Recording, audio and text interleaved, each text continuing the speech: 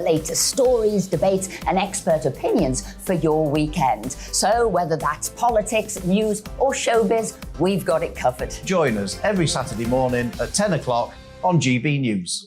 Join my show Farage, 7 p.m. till 8 p.m. Monday through Thursday, and there you will get opinion, analysis, debate, and I'll cover stories that nobody else dares to touch.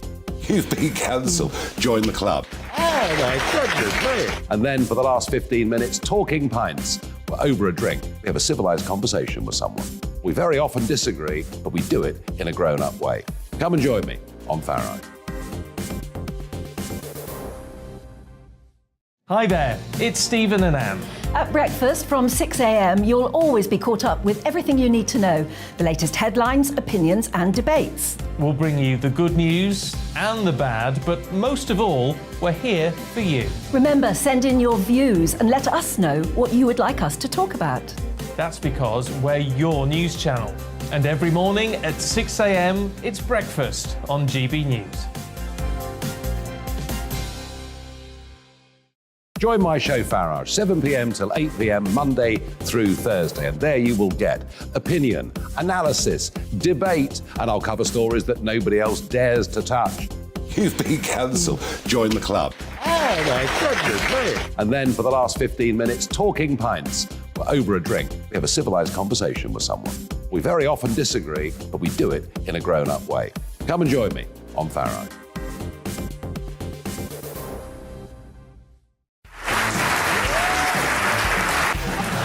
My name is Andrew Doyle. Join me every Sunday evening at 7 p.m. for Free Speech Nation. This is a show where we address current affairs and news stories of the week with the help of two wonderful comedian panellists. I brought in comics because I want to give it a lighter edge, and also they work for less. See you there.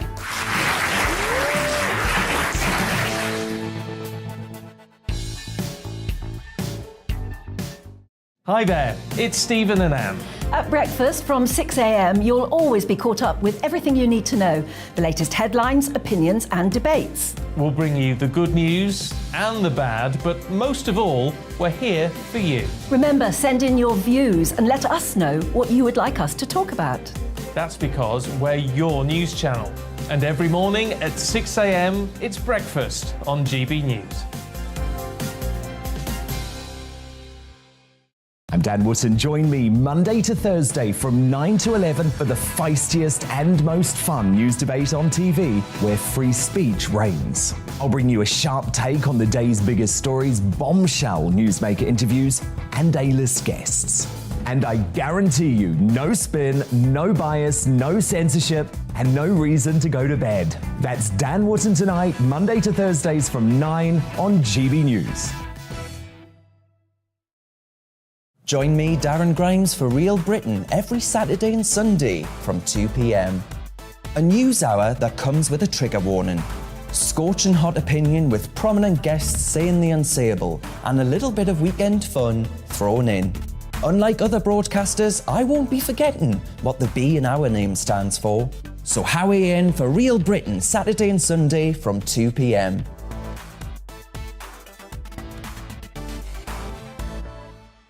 Hello, I'm Michelle Dewberry and you can join me every weekday 6 till 7 on Jubes and Kerr. Me and my panel will get stuck right into the day's events, and I can tell you, in fact, I can warn you, expect some robust debates, some strong opinions and perspectives from both sides of the fence. It's about you at home as well. I love to read out all of your comments, or at least as many as I can. So join me, Michelle Dewberry, Monday to Friday, 6 till 7 on Jubes and Kerr.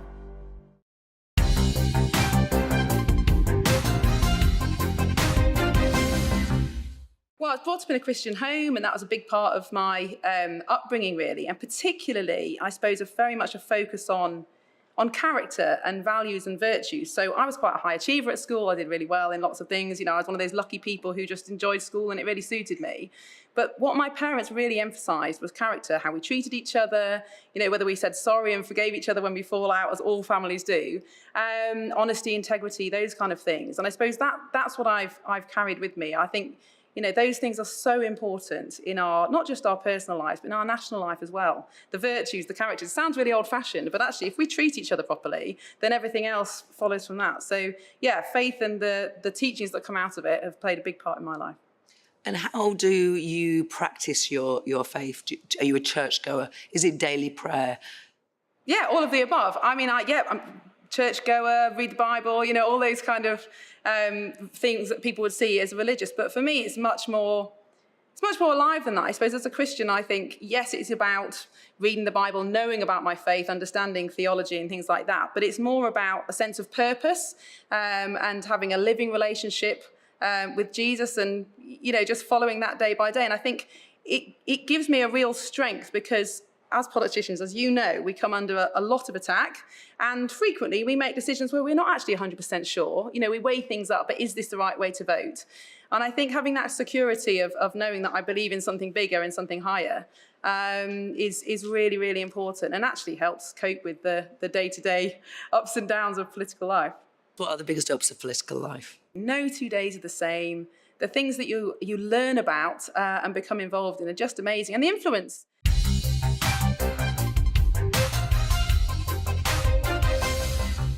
Hi there, it's Stephen and Anne. At breakfast from 6 a.m, you'll always be caught up with everything you need to know, the latest headlines, opinions and debates. We'll bring you the good news and the bad, but most of all, we're here for you. Remember, send in your views and let us know what you would like us to talk about. That's because we're your news channel. And every morning at 6 a.m, it's breakfast on GB News.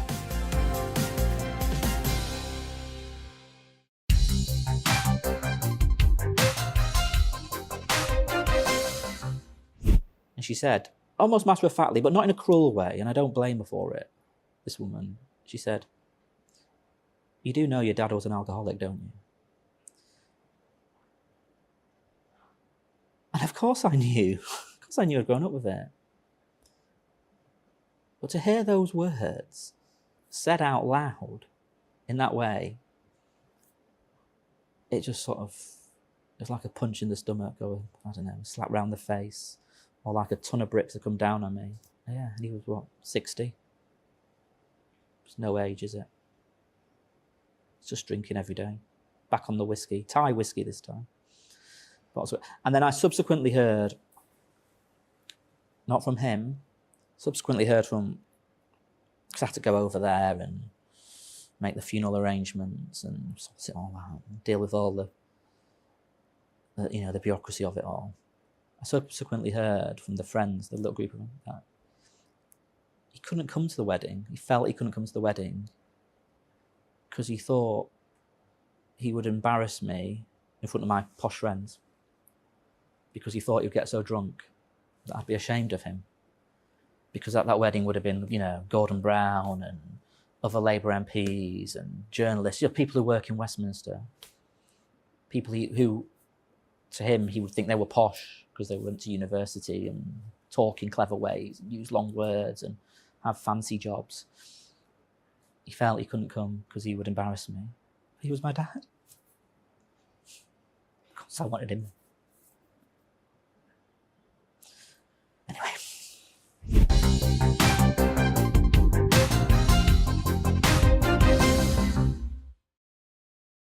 Join my show Farage, 7 p.m. till 8 p.m. Monday through Thursday. And there you will get opinion, analysis, debate, and I'll cover stories that nobody else dares to touch. You've been cancelled. Join the club. Oh, my goodness me. And then for the last 15 minutes, talking pints. We're over a drink. We have a civilised conversation with someone. We very often disagree, but we do it in a grown-up way. Come and join me on Farage.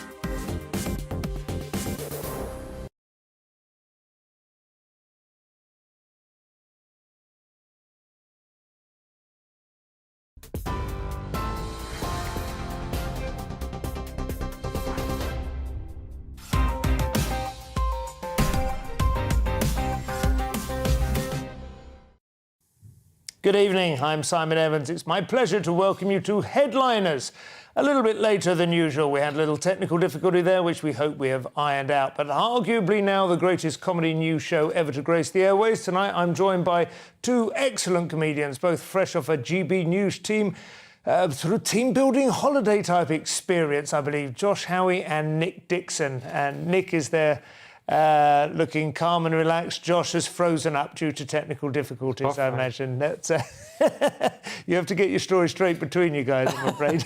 It's all or nothing. Let's take a look at tomorrow's front pages. We start with the Daily Mail. And the Daily Mail leads with fury at the City Slickers, betting against UK PLC. Speculators being blamed there for profiting from fall in pound. I think that's what they're kind of paid to do, but nevertheless, sterling rallies on a volatile day, so perhaps they were out of pocket. Now fears of rate rise and mortgage pain. The Telegraph next, they lead with spooked lenders ditch new mortgages in pound chaos, and Russia to expel Japanese spy caught red-handed. The Guardian leads with a sterner attitude to the sterling crisis. Sterling crisis deepens as trust strategy unravels. The pound falls to record low against the dollar, although, of course, by the time they wrote that headline, it was pretty much back where it had started from. And Starmer, Labour, is part of the centre. The Financial Times leads with Bank of England and Treasury fail to calm market nerves over UK finances as the pound hits all-time low. Again, reporting from the morning rather than the afternoon, let alone the evening. And mortgage lenders retreat as volatility raises fears of house price correction. The Mirror leads with out of control, Tories' economic disaster. Pound at record low after tax cuts for rich budget sparks market chaos. The Times also lead with bank vows to step in after day of turmoil. And don't ban me, I'm in charge of the coronation after the Duke of Norfolk has lost his driving licence. The Daily Express leads with don't panic, we have got a plan to cut debt. Resolute Kwasi Kwarteng shrugged off yesterday's financial market jitters with a vow to lay out his plan to bring down debt. And finally, the Daily Star, even they have focused on the same story, although they've managed to find a pun. Honey, I shrunk the quids. Chancellors accused of being fiscal clown as the pound hits record low and interest rate likely to rise. Experts queue up to attack Kwasi's A-level economics. Those were your front pages. Let's take a look inside.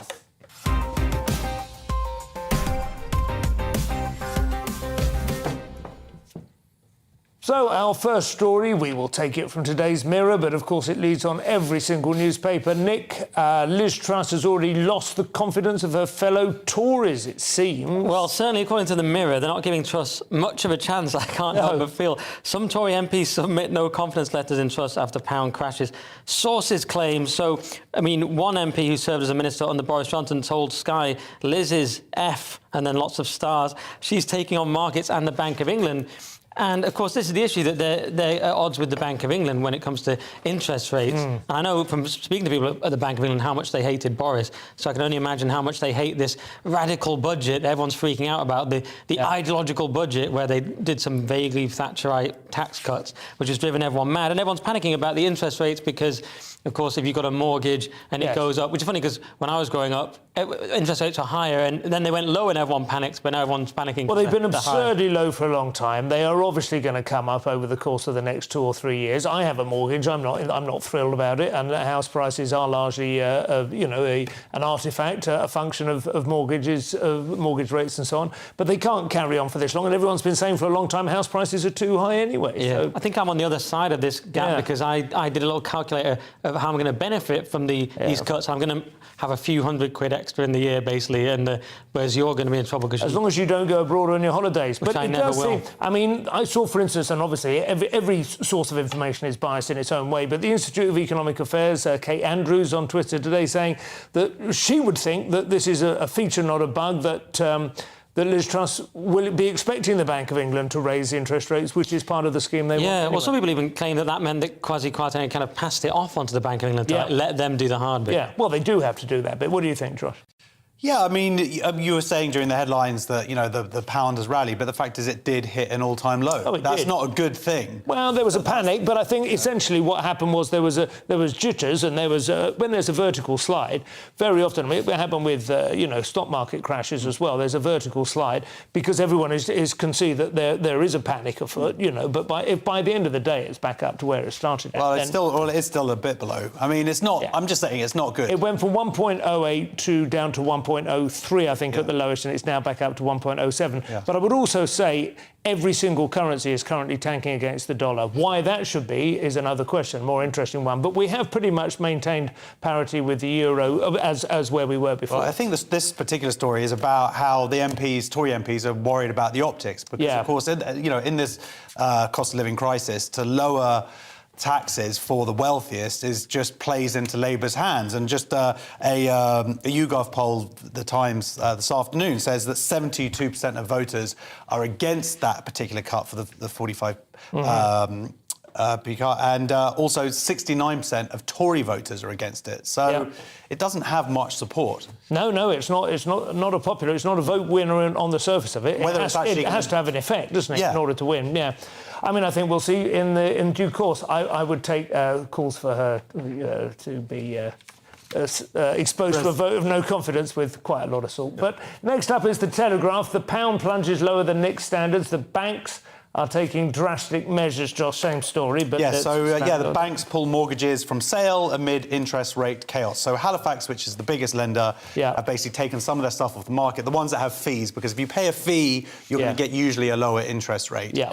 And because of the turmoil that's going on, and they're not the only lender that's doing this, I think we've got Clydesdale Bank, Scottish Building Society, Paragon, Leak, United Building and Virgin Money, all of them by the end of the day were essentially pulling those products because, you know, if they do, it's like with the heating, when the heating went up, and then certain companies... I mean, they'll certainly be... they would be hesitant to offer a long-term deal on a low interest rate. And so next year, as we were talking about, I think you've got 1 million homeowners going to be coming to the end of their fixed-rate deal. And for those homeowners, they're going to see a massive shift of increase in their mortgage. Well, there is a good chance that some people have taken out a slightly larger mortgage than they could really afford if interest rates return to normal. But on the other hand, those people have probably, as a result, taken out a larger amount of money than they really should have done, which means they've been exposed to house price increases, which will have earned them a lot of money, and so now they're going to feel the sharp end of the same calculation. But they've probably, in a way, if they've bought houses, say, 5 years ago, they've done all right out of the last 5 years, even though people thought they might not. It may be long term, but when it comes to at a time where bills have gone up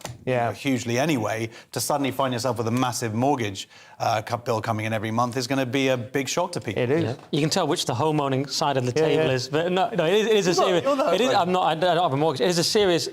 I just own outright. It's a serious problem. But I look forward to having this luxury problem. No, well, there's no way of solving this problem without causing pain to some people. Some things aren't not everything is a zero-sum game. Obviously, if the economy grows and everyone gets wealthy and there are loads of jobs and we can all join in the prosperity. But in terms of house prices, if they're to be corrected, if they're to be brought down to within an affordable level, that means other people's equity is going to be diminished, or it means that they're going to struggle to pay their mortgage. A lot of people, I mean, I remember in 2008 we were all braced for a house price crash. Homeowners were supposed to be taking it on the chin. Instead, what happened was sterling crashed. House prices didn't go down nearly as much as people expected. Mortgage rates sank to virtually zero, where they've been for the last 14 years now, and homeowners have just absolutely been coining it. I know, but that's how people like myself got onto the ladder. Because the mortgage was so low. And now it's going to be like, we're actually going to have to pay for it. That's right.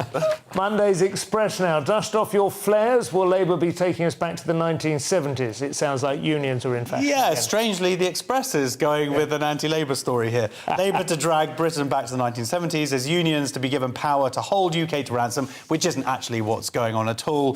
They're alluding to what happened back in the 70s. But this is an idea from the Shadow Chancellor, Rachel Reeves, to create this new National Economic Council with seeking the advice of trade unions. And here's the big thing, and industry leaders. So it's not meant to be that, you know, that to get everybody's. So this would be what, just a talking shop? Yeah, to sort of form policy. That sounds like a good idea, to bring those people together, those two groups, and see what's best, hopefully, for both parties and for our country. So that sounds like a good idea. It's interesting, the criticism against Labour under Starmer has been this sort of constant thing, where is policies, where is policies? Now, finally, Labour, during the conference season, has an opportunity to present some of them, and then now we don't like that particular one or whatever. The Express won't, that's understandable, but the rest of the papers are probably. I think it sounds like a sensible idea. I don't think anything. The big thing that Rachel Reeves is trying to stress, though, is that everything's going to be costed. Because when in the last election, and there was this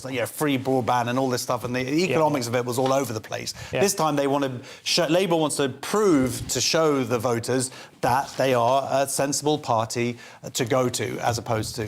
Doesn't sound unreasonable to have their voices heard. What do you think, Nick? Well, in some ways, it's interesting to have the two political parties back to actually being different again. You know what I mean? We've got this radical free market plan, so-called, from the Tories, and now we've got the Labour just, going full-on unions. So it's going to be back to the 70s and 80s, which is interesting in a way, because we've got used to having one sort of vague left-wing party. Two shades of the same colour. Also interesting, as Josh sort of suggested, that Labour are costing things, and the Tories, on the other hand, refusing even to issue sort of anticipated figures or whatever. I mean, the part of the market being spooked seems to be the lack of detail on their projections and so on. The only criticism, well, there's lots of criticisms, but I mean, they're saying here that they're really planning to reverse an incredibly small part of the Tories' tax plan, that it's more like virtue signalling. And then there's the fact that they want to raise the minimum wage, but it doesn't really work, does it, according to many economists?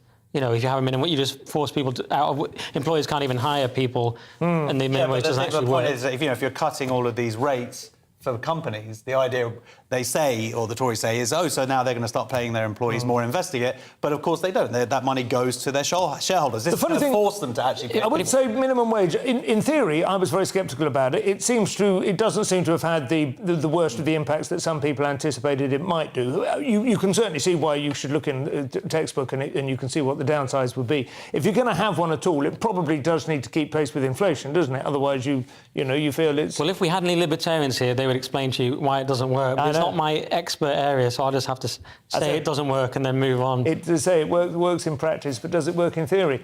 In tomorrow's Financial Times, the Italians have spoken.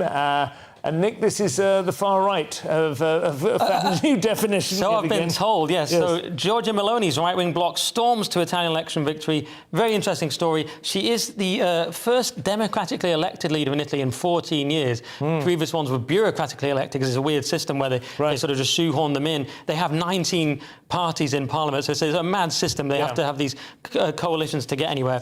And, of course, the BBC are calling her far right, The Guardian, the FT. But nowadays, far right, as we discussed before, off-air, just means you're against the rings of power, and you think the Canadian teacher with the fake breast probably isn't a woman. It's sort of pro-family, isn't it, and slightly Catholic in this. Well, this is it. I mean, she's made this extraordinary speech. Well, firstly, there was the irony of Ursula von der Leyen, as I said, the unelected German president of a European superstate, calling these people fascists. She was issuing weird, vague threats to Italy about what they might do.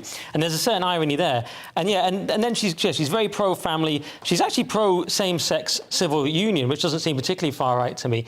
And she made this... She's softened on that, I think. She has history. I mean, to be fair, and to put it into some context, she certainly has a background in what I would call probably far-right. Well, I thought she has come in quite a way. So they have ties originally with Mussolini and things like that. And then in 1995, the party changed and they rejected fascism completely. And they had this... She put out a statement in 3 different languages saying they've completely rejected it.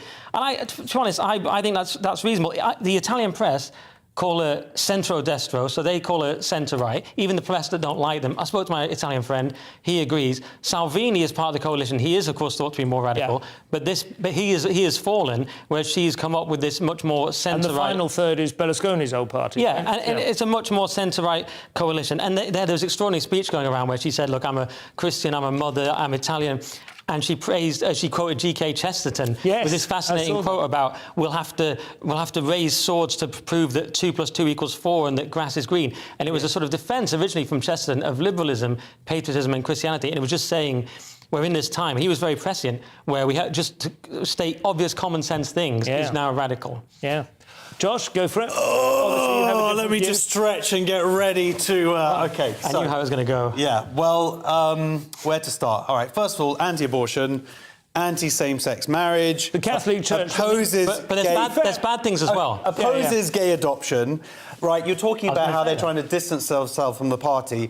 They have the same logo as the MSI, the Italian social movement, which was formed from Mussolini supporters post-World War II. Her party is the direct political descendant of that. They've got the same, exactly the same tricolour flame that they haven't changed. Her party is called the Brothers of Italy. She's spoken in support of Mussolini. You know, she is, and I would argue that does not make her centrist. She hasn't would you say, though, then, Josh? But Josh, would you describe the Catholic Church as far right?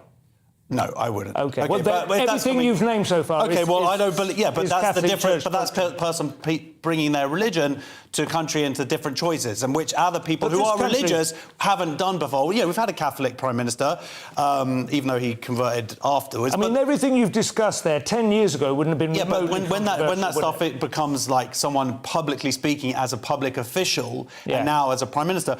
But what I'll say is, I will say that absolutely there is a tendency within our culture to label anything that's not left as far right. And I disagree with that particular phenomenon. But that doesn't mean that this person here is a centrist. No, she's not centrist. I would say she's right-wing, decisively right. No, everyone's saying that. The Italian press calls it centre-right, and no one seems to have a real problem with that in Italy. So it's because they come from a country where they had Mussolini in charge. Well, yeah, you could say that. I mean, you're saying the paper, sorry, like the Guardian, whatever. But the Financial Times is also calling it. Financial Times is very wet on these issues. So what it is? Arch conservative. It's part. Not arch conservative. She's saying calling her an arch conservative. Oh, OK, sorry. If we can have a rational debate, what's happens now? We have the neoliberal bloc, don't we? We have the EU, which is this neoliberal thing, but it uses somewhat authoritarian methods, some would say, unelected people. And it depends which you have more... I understand the historical concerns about Mussolini. Obviously, no one in England likes Mussolini. I mean, the question is, which is more sinister? Because the EU... Countries don't want to be in the EU anymore. And Italy does still have actual neo-fascist parties. It has Forza Nuova, and it has this Casa Pound, weirdly named after Ezra Pound. And Brothers of Italy. No, but they have less than 1%, and they are not thought to be part of the same thing at all. So if you look at how they feel... They were only 4% 4 years ago. No, but these actual neo-fascist parties are basically obliterated, and this is actually a centre-right party. But you think it's not... I understand that because of the historical ties, and I share those concerns. When you look into it, I do feel they've completely... The left-wing parties have ties to communism. You know, people don't really talk about that. That's, you know... So they don't have the same logo. At what point do we say that things have realigned, everything's changed, and we say, OK, this is a new phenomenon? This is really populist nationalism versus the EU globalist approach. I think the thing you have to recognise is that the neoliberal juggernaut powers through, straight through the middle of this stuff, and that this is still very much like a resistance. You might call it reactionary. It is strongly right-wing. It is strongly conservative in that respect on social issues. Where it will come down to economic issues, whether any of this will be reflected any more illiberal tax plans, and of course, immigration is probably what has got her there more than anything else. So that's going to be a big deal. But it is a coalition. I think we need to wait. They are tough on immigration. They had 750,000 Libyans over 8 years come over, and that's a big problem in Italy. So she does want to address that, and that might be why she's being called far right. Now we have to move on to Tuesday's Guardian now, and it seems like Putin is looking for all the extra help he can get as well. Nick, this is Snowden, I believe. This is interesting. Yeah, Putin grants Russian citizenship to US whistleblower Edward Snowden, and of course he exposed all this surveillance that was going on. But now he's been granted citizenship, and of course this leads some people to criticise him and say, oh, he's some sort of Russian asset. And maybe it is a shrewd move from Putin, similarly to how certain world leaders were able to say to Western journalists, well, shut up because look how you've treated Julian Assange. I know a bit more about Assange than Snowden, but what's interesting is that if you follow certain people like Glenn Greenwald, who you follow, he pointed out, actually he tried to get to Ecuador. He came from Hong Kong to Latin America. He was temporarily in Moscow, and he was trying to get to Ecuador. But Biden at the time, who was part of the Obama administration, called and at every point said, well, if you take Snowden, if you make it, we will make things very hard for you. We will hit you with trade restrictions and all kinds of things. So actually, they stopped him getting to Latin America, and then they go, oh, look at him, he's siding with Russia. I think he's just in a bad position. He's trying to do whatever he can to be able to see his kids and things. He's talking about in future pandemics, I need this citizenship so I can see my family. And it's just he's in a tricky position. Well, he's in a tricky position, because there's a lot of people said immediately, is he going to be mobilised? Now that he's Russian. But they're saying they won't because he'd not previously served in the Russian armed forces. He's saying also that, he's saying that him and his wife are going to remain Americans and try, including the freedom to speak your mind. Well, mate, you're now a Russian citizenship. Yes. Go out and try and protest and see where that gets you. Well, I mean, you're absolutely right. It's a very fair question to say, is he a hypocrite? And obviously Nick has addressed that to some extent. I don't know how easy it is to have a clear view on this. I mean, what he exposed were really quite heinous crimes, misdemeanors by American security. But on the other hand, he did that, of course, by also breaking the law and exposing Americans to further harm and so on. I find these things really hard to know where I come down on it. I mean, not that anyone cares what my moral position on it is at all, but it's... You have essentially, dissolved your citizenship and your mutual bonds of responsibility with the nation to which to which you've exposed that level of I tend to support people like Assange, and I instinctively tend to think Snowden. I support Snowden, but I don't know enough about it. It is interesting that he was people like countries like Sweden and Finland and even Germany were thinking about taking him in because they benefited from these things that he was revealing as well. They wanted to know what the NSA is up to, but then that was all quashed by the Biden administration. So I don't know. And everyone's now repositioned themselves saying, "Oh, he's bad," but before it wasn't that clear. No, I absolutely agree. I'm still not clear on it. I don't think I will ever quite know where I stand on that. But I do think Glenn Greenwald is worth following on Twitter. Absolutely. He's a very interesting voice. In the Times now, trans charities, they would have gotten away with it too if it wasn't for their meddling with kids. Yes, Josh. Trans charity accused of offering chest binders without parental consent. Now, this is in the Times, but this is actually in the Telegraph. Chest binders, 10 years ago, that would have just sounded like office supplies of some sort, wouldn't it? Yeah, like as opposed to... what they are is actually a very damaging thing. They're used by trans men, people trying to present, women trying to present as men. But they have serious health risks in terms of breathing, in terms of how they affect your back, your posture. And this is the Telegraph did a sort of investigation, posed a 14-year-old girl, and the Mermaids charity sent them this, or wanted to send them this breast binder. Said, "What's the address that we can send it to sort of bypass the parents?" Or that's the claim. And because this person was saying, this journalist saying, "Oh, my mum won't let me do it," or whatever. Doesn't come with mermaid branding on the package. Yeah, exactly. So the ironic thing here is that Mermaids is actually one of the people who have been taking the LGB Alliance to a tribunal to challenge their charity status. And during this tribunal, the head of Mermaids basically said, "No, we don't have any sort of medical knowledge or expertise and whatever." And actually, they've sort of proved, the Telegraph, this report has shown that they've actually gone contrary to that. I'm sure they don't have any medical expertise, but that's not stopping them handing out these free products that actually have detrimental health. Also recommending hormones. They're saying, again, this is on an online forum, that they were recommending to people as young as 13 and telling them 12 to 15-year-olds that hormones are totally fine, they're reversible, they don't have side effects. It's basically now even the NHS are coming on board and saying, actually, they do have side effects from developmental brain issues to brittle bones, possibly, and various other things.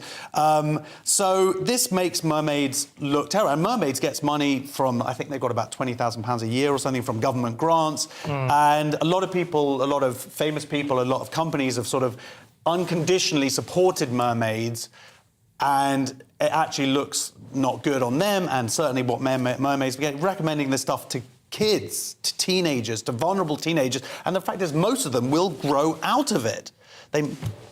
Yeah, no, I agree. It's disgusting. I mean, partly, especially in America, it's what I saw recently called the transgender industrial complex, where we saw that Vanderbilt representative saying how this can make us loads of money. In America, it's a big money spinner to do these operations. What I find particularly sinister here is keeping it from the parents, which we see again and again, which I think is partly, as well as just being a sick thing to do, is partly ideological. It's saying, oh, totally, yeah, we're against the unit of the family, and we want this is our radical ideology, and keeping children Go on. I remember there was a thing quite early during lockdown, it was maybe August or something, 2020, a video was leaked of a teacher, I think it was like a Zoom meeting among a number of teachers, and they weren't talking about trans specifically, they were talking about indoctrination, to which they were absolutely committed, and without any attempt to cover it up, because he thought he was speaking among his own people, saying the trouble is now the kids are at home and we're doing this e-schooling, they're going to be exposed to their parents' views and stuff, and we're going to have to work that much harder to...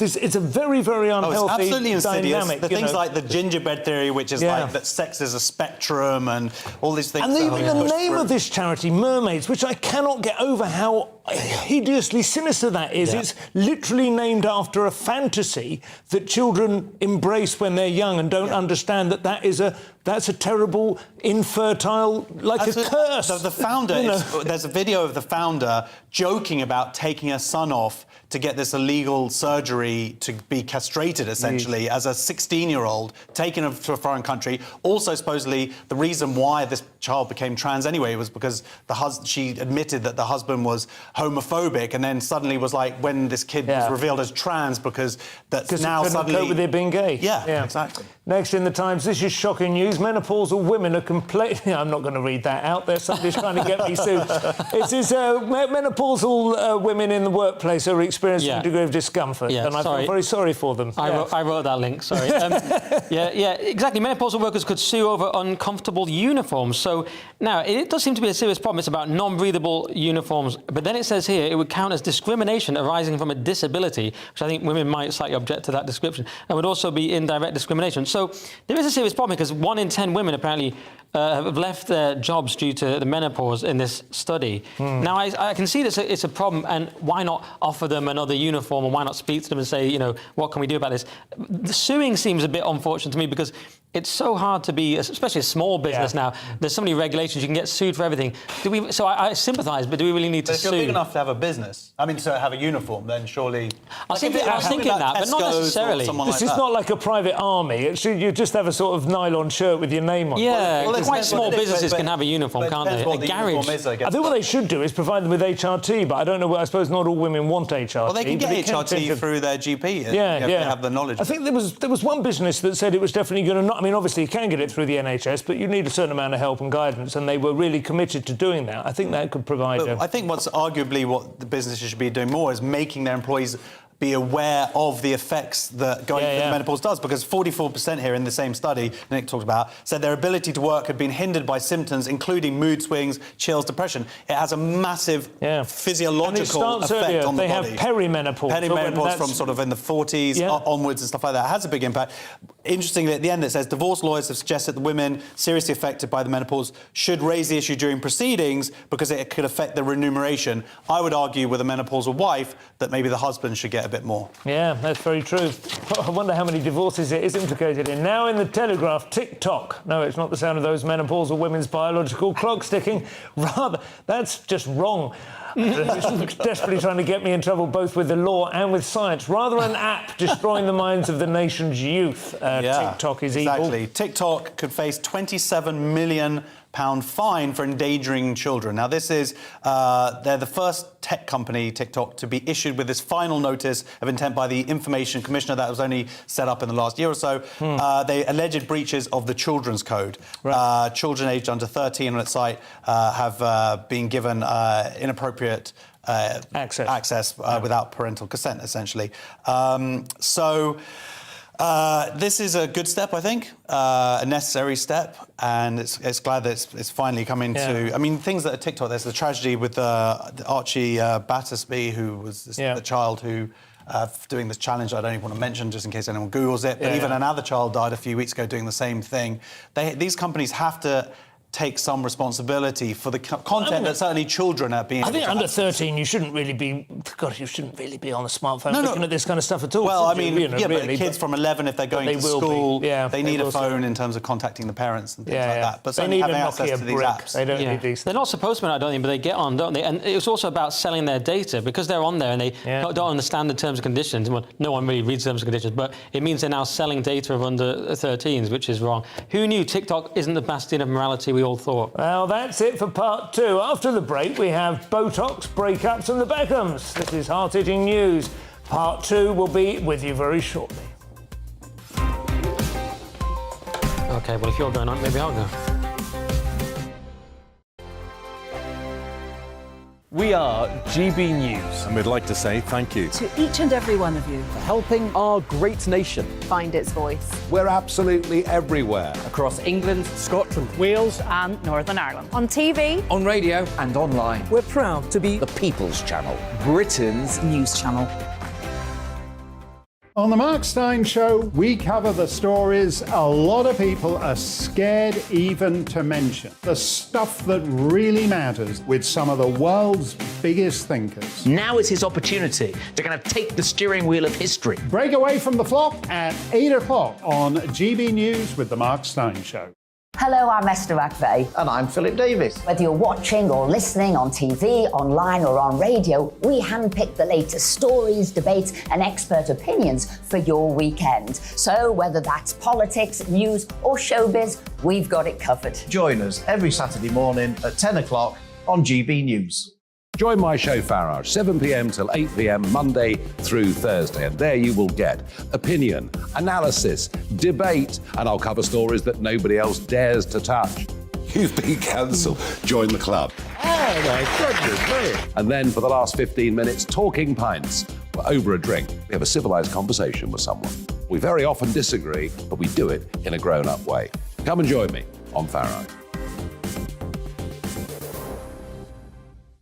Hi there, it's Stephen and Anne. At breakfast from 6 a.m, you'll always be caught up with everything you need to know, the latest headlines, opinions and debates. We'll bring you the good news and the bad, but most of all, we're here for you. Remember, send in your views and let us know what you would like us to talk about. That's because we're your news channel. And every morning at 6 a.m, it's breakfast on GB News.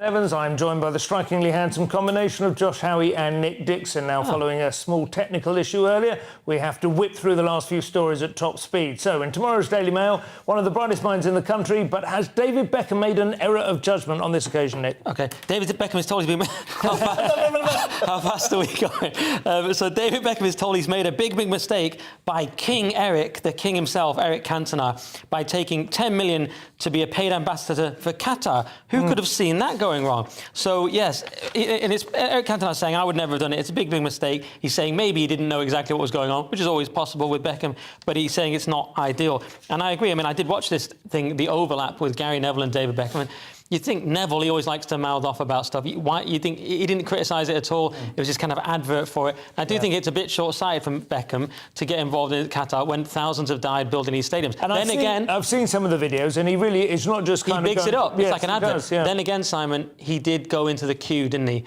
for a long, long time. So we've got to weigh it up. Exactly. 50, 9 hours he queued. He's no Schofield. He's not a monster. No. He's been paid £10 million by Qatar ahead of the World Cup.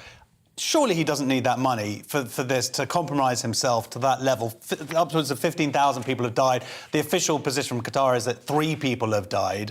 Right. I mean, it's absolutely ridiculous. And he sort of says things like, speaking as a fan, this is what he said on the Neville YouTube show. I've been coming to Qatar now for a number of years. I've seen the hospitality, the warmth of the people. Yet try being Indian, mate, or from the Philippines and see how that gets you. To be fair, they are putting on the World Cup there. If we feel this way about Qatar, we shouldn't be watching the World Cup at all, should we? You can't I totally agree watching the World Cup and then kind of go... Absolutely, and all those players taking the knee. It's just, again, the hypocrisy of it. When it actually comes to thousands and thousands of people dying, they're more than happy to sort of go along with it. Is he more of a hypocrite than a football player who agrees to play? Yeah, well, this is it. Cantona addresses this. He says...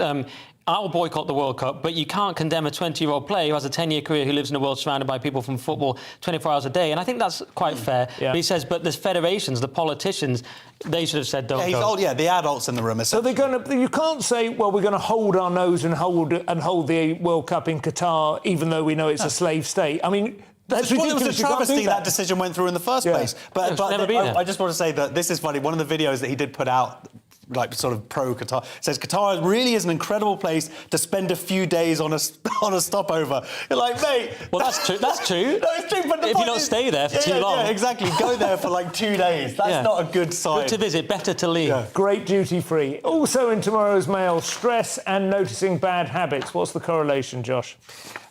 So, yes, stress can make people focus more on the spouse's bad habits. They did a study with newlyweds, and that's what's quite interesting about this, because you think that people are newlyweds, they're all loved up, but actually, if they are stressed as well, this study proved that people started noticing things like breaking promises, showing anger, being impatient, criticising their partner, and all those little niggly things actually start to have an impact. Right. And it happens very quickly. And it happens very quickly. So the study's assuming, or the people who wrote the study assuming, that actually, if that's what it's like with newlyweds who are loved up, what's it going to be like when you're into 10 years of marriage and your mortgage has gone up and you're struggling for bills and stuff? And I know, personally speaking, we got married and immediately started trying for a family, as you put it, and of course that just adds a bit of stress to the very thing that is usually the point at which you release all your stress. Yeah. You know, last thing at night actually becomes yet another source of stress. Exactly. But they talk about, like, the brain and love, and that's quite an interesting part of it, because I knew this before, but essentially it's been proven that the frontal cortex,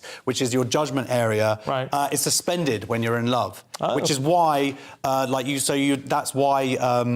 you don't have any rational decision making. And exactly, which explains my wife's decision to stay with me, because the longer she stays, she's obviously irrational.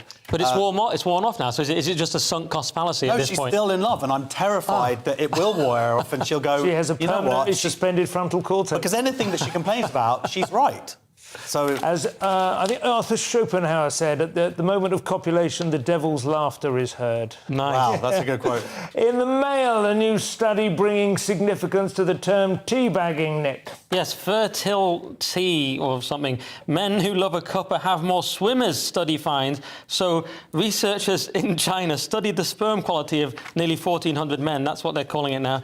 And men who drink tea may have better luck conceiving. Basically, if you drank tea 3 days a week, your sperm are in better shape. But it's not necessarily good old English tea that built the empire. It's green oolong and black tea with just water. So, but there's no way of knowing whether people who have a healthy sperm count are inclined to drink tea, or whether the tea is actually improving their sperm count, is there? It might just. I see what you mean. Their sperm is commanding them to drink tea on some level. But why did no one tell me this? I drink tea every day, all day. Haven't you ended up with 5 kids as a result? That's what I'm saying. No more tea. I was wondering when that was going to come in. So obvious. Tea for testosterone. In the Telegraph now, Botox surprises its users, even if their faces don't show it. Yes, Botox can reduce depression and anxiety. The idea being that there's this negative feedback loop that's created. When people frown, they feel more depressed or anxious. So if you stop that, it actually has been proven to help people's mental health. And things like psychiatry and drugs don't necessarily work for up to a third of people who suffer from depression. So this is an interesting idea, and it's also the same idea that ties into, like, body language. If you're feeling depressed, if you can sort of hold yourself open, the idea is that will affect your mood. The Peterson lobster. Yeah, exactly. And then NLP and the way you speak affecting your mental state and all these different things. So this is an interesting idea. Have you had Botox? Your brow is quite smooth. That's because I'm 24. Oh, OK, right. How about Nick? Nick has been plastered. It's funny, isn't it? I haven't had it yet. It's sort of saying it turns into smooth-faced, happy idiots. Yeah. It's saying if you just don't frown, you'll magically feel. But of course, it is true. I mean, there was that smile therapy, so I can see there is some truth in it. But it's quite silly. They force you to not be able to frown, so you think you're happier. Yeah. But no, you just can't move your face. I find it unnerving. I mean, the obvious example in celebrity world is Nicole Kidman, who's an actress who is unable to act. She's been dead for 15 years. Yeah. Really terrifying. And they sort of something really shoot her with this kind of fuzzy camera as well. But my wife says she knows plenty of people who have it done regularly now, and it is treated just like having your eyebrows threaded or whatever. It's not considered to be... It's just part of the makeup and cosmetic sort of continuum now. But you can we get it, do you think, as part of GB News? Can we get it as a... Yeah, because we're on telly. Yeah, just an idea. Just... Other things you'd like would just be the forehead, or is there any other wrinkles you'd like removed? That's the question. The only thing is, like, why are they so happy all the time? Next, we have a story in the Times about coins, which is ironically explained by a man who hates change. Nice. These links are so good. The best. They've saved the best for last. So, yeah, Chinese firm pays off worker with 9 stone of coins worth £1,320, 10,000 yuan. And Yeah, which weighed more than 60 kilograms, nowhere near what I bench, but still pretty high. And actually, basically what it was. He left the company, and so they gave him this they had to pay him off. So they went around several banks and paid him in this ridiculous way. A court said you can't just do that and give someone a ridiculous amount of coins. It's kind of the equivalent of at school you owed someone some money and you gave it to them all in 2p's and 1s just to diss them. I had a mate who I was doing a sponsored run, and he gave me his change jar, from his bedroom, like a massive kilo jar of 2s and 1p's. It's so I took petty. it straight to the charity shop and just pass it on. But yeah, that's mean-spirited. 9 stone of coins, though. That's quite impressive. I mean, in a way, that's probably quite a good.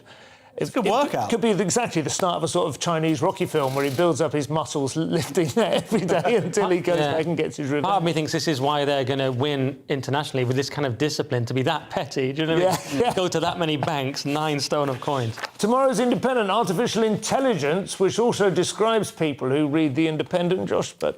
Yes, so James Earl Jones, very brilliant actor, also the voice of Darth Vader. I am your father. I am your Luke. I felt your presence. He is now retiring. He's 91 years old. Right. They've obviously, Darth Vader keeps on coming back now as the Disney are making the more movies and the TV series and stuff like that. And he wants to retire, so he sold his voice to this Ukrainian startup. And they've sampled it. His speech, it's a couple of hours worth it takes, and then they're actually using that. And of course, your voice changes over time anyway, so they're also using the same technology for Luke Skywalker in The Mandalorian, where he speaks. And they're also going to use this technology, or can use this technology, for people who might get throat cancer and then lose their voice if they get enough of a sample. So it's probably quite a good idea to get those recordings down, so that if that happens, then you could just press a button and be like, don't hit your brother, put that down, stop touching that electricity. Well, you'll be able to have Marilyn Monroe or James Dean advertising your mobile phone or whatever, won't you? I mean, they'll be able to do this now. The great thing to me is you'll be able to generate endless, terrible Star Wars prequels and sequels forever. There are only 3 Star Wars films, I'm sorry, and there's 1 Matrix movie. I'm sorry. Have you watched Andor, the brand new one? No, after Return of the Jedi, I'm out. No, this new Andor thing is absolutely fantastic. James Earl Jones is not just Darth Vader. I mean, he's been a great actor. Field of Dreams. Yeah, exactly. I like the idea of having him on my sat-nav. His This voice is now so commercially available. Beautiful, Finally, from Tuesday's Daily Star, an update on that heartwarming story about the Brit that left his wife for a Ukrainian refugee that they took in as a couple.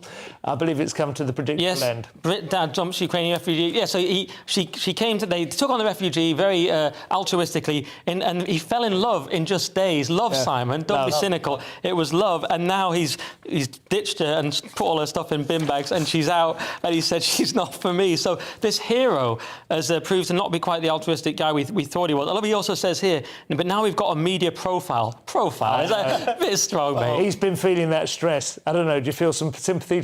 No, I don't. But obviously the front part of his cortex, the judgment area, wasn't working. Maybe he shouldn't have had it so heavily tattooed. Have you seen his face? Really? His cortex, he's got massive cheek tattoos and tears. Really? That's exactly He's a weird-looking That's what the ladies love. But he does say he's now thrown the Ukrainians' refugees things into bin bags. Yeah. I don't know if that's what they came in or not. And how much stuff has she accumulated in the last few months? There was a photograph of him in an extraordinarily grim flat, with all the bin bags on the sofa. There are about 8 bin bags all tied up. She's got 8 bin bags in 4 months. She's been out there doing some of it might have been for the photo shoot. He said, I thought I was in love with her, but there's a side to her which I just cannot put up with any longer. I'm not sure that's a political statement about the war. I think he's just saying she's annoying. It might be that her English has improved drastically, so she could talk. You understand, talk to each how other. thin his conversation is. There was one quote under one of the photographs. He couldn't stand the fact that she can't hold her drink.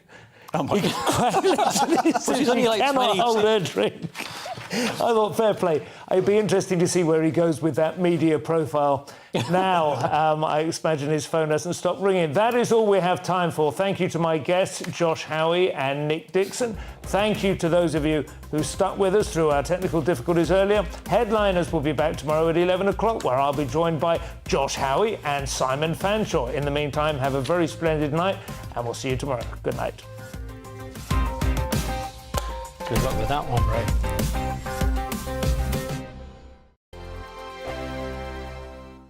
I'm Dan Wootton. Join me Monday to Thursday from 9 to 11 for the feistiest and most fun news debate on TV, where free speech reigns. I'll bring you a sharp take on the day's biggest stories, bombshell newsmaker interviews, and A-list guests.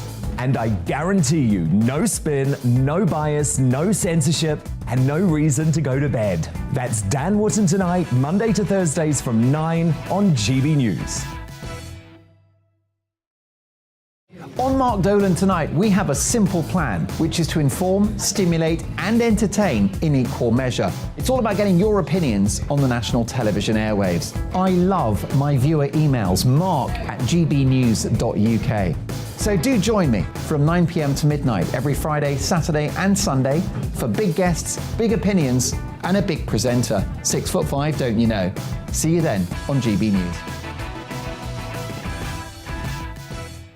We are GB News. And we'd like to say thank you To each and every one of you. for helping our great nation find its voice. We're absolutely everywhere.